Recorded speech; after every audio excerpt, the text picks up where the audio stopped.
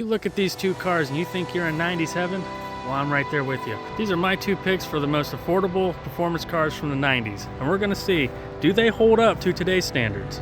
Let's take a ride.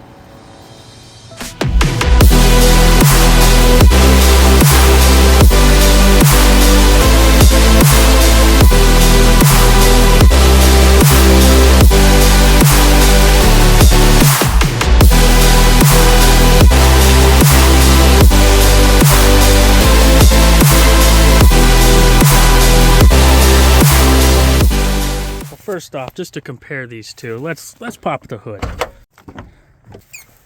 And we'll do the same over here.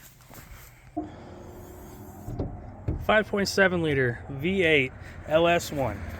This engine in the Camaro came factory with 325 horsepower, a T56, more miles per gallon than you can handle. Over here, we have the same exact engine, LS1, with 345 horsepower through a T56, and more wheel hop than you can imagine. Now, looking at both of these cars here, they have the exact same mods to them. They both have 243 heads, they both have a stage 2 cam, they both have the T56 and 342 gears. Now, the only difference is that this is a Camaro, this is a Corvette. This also has the LS1 intake. This has the LS6 intake. This Corvette has been confirmed to have 445 horsepower to the wheels. The Camaro, we do a butt dyno over here. We don't know. It feels pretty quick. It feels like a low 12-second car if I had to guess. So let's hop in and let's see if these things will hold up to today's standards. Let's take a ride.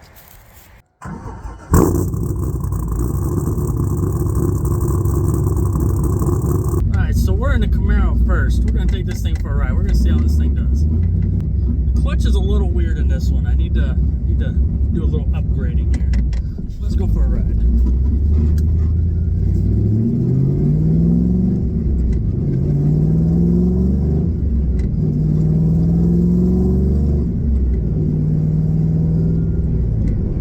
Now this car has 342 gears from the factory. With the T56, 6 gears almost useless.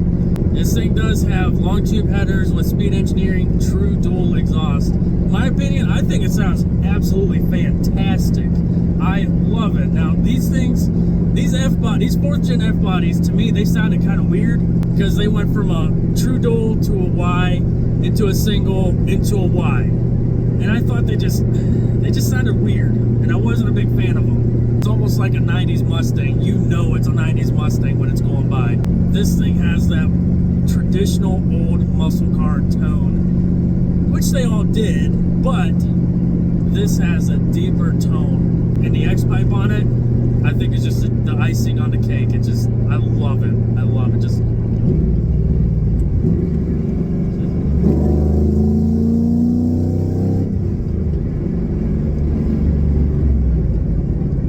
it just moves. It moves. And I wasn't even floored. This car only has 123,000 miles on it. I bought this car for $7,000, and it needed some work. Don't get me wrong here. It needed some things here and there. It didn't have the exhaust. It needed tuned, and it needed quite a bit of finagling. Honestly, I feel like I paid too much for it. But you know, we're not gonna go down that road.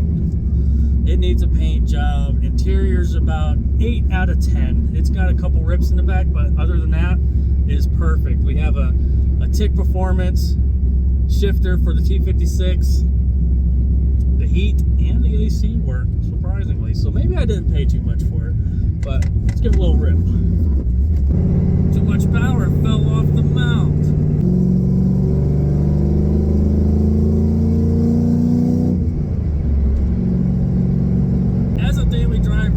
This car gets about 25 miles to the gallon, even though its head's cam. I think that's pretty good. I think it's pretty good. There's no variable valve timing or any of that bull crap that they put on these new cars. It's just what it is what it is. This car, since it is an SS, did not come with your traction control. So it's party time all of the time. And as people say, this is the poor man's Corvette. Hey, This is about half the price about what we're about to get into. Let's get in that Corvette. All right, let's go for a ride in the Corvette now. You got that old signature Corvette. Oh yeah.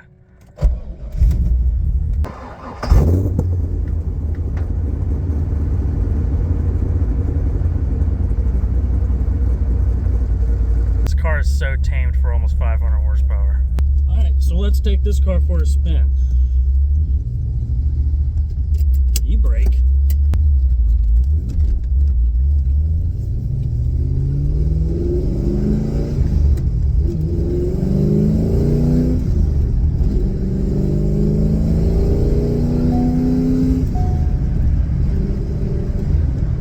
This car is definitely way more nimble. It's just faster. I don't know if it's the intake. I know there's like a 200-300 pound difference in between these two, but this Corvette is faster than that Camaro. The Camaro just sounds more, I'm in your face. It's more aggressive. As I said, these cars weighed about 3,300 pounds, and the Camaros weighed between 3,300 and 3,500 pounds. And again, we're in fifth gear, doing about 55, just like we did in the Camaro. It's 342 gears in the rear, 6 gears useless unless you're doing 75, 80. One thing I did not mention, big difference between these two. We got a removable top here. We got the target top up here, but we have T-tops in the Camaro. That could be a big thing of what you want and don't want. And the thing that you could do with both of them is that you could get a hard top with both of them. I think it was called the FRC for the Corvette, the fixed roof coupe. And it was basically a Z06 with the LS1 instead of the LS6. But still, same horsepower, same everything, except I think the FRC only came with the 6-speed. Which, hey, good for GM for doing that, good for Chevrolet. That's the way it's supposed to be. So let's turn around up here, and we'll do a little pull.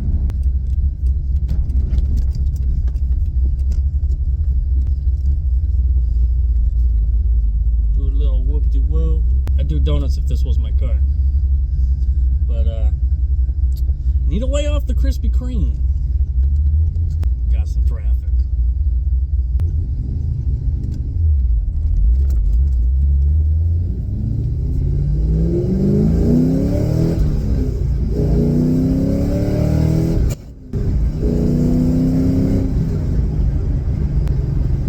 This thing gets to in no time. This car does not waste time. So this shifter, just like in my Camaro, I have a Tick performance shifter. I don't know what shifter this is, but it's definitely a short throw shifter, and it feels very, very similar to the shifter in my car, and I would not be surprised if it is a Tick performance shifter. So these would be a little bit different because this has a transaxle.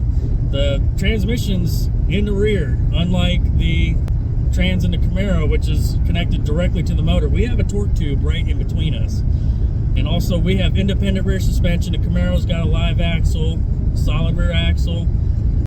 This Corvette is gonna outturn the Camaro in the mountains every single time. Unless you got grandpa driving this with his golf bags in the back and doesn't want them spilling all over the place. You know how they are. But you know what? The New Balances are out. New Balances are out.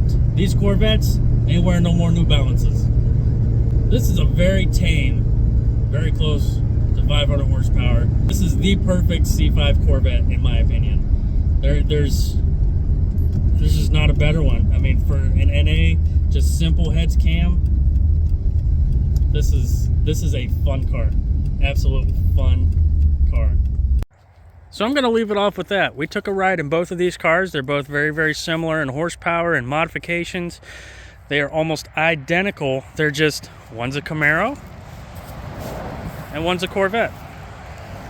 What's your flavor? They're both, you have a 99, you got a 98. To me, these are the best bang for the buck that you can get for 90s performance cars. What do you guys think? I'm gonna leave it off with that. If you guys like content like this, hit the subscribe button, hit the like button, leave a comment down below. Let me know what you think, and we'll catch you guys on the next one. Take it easy.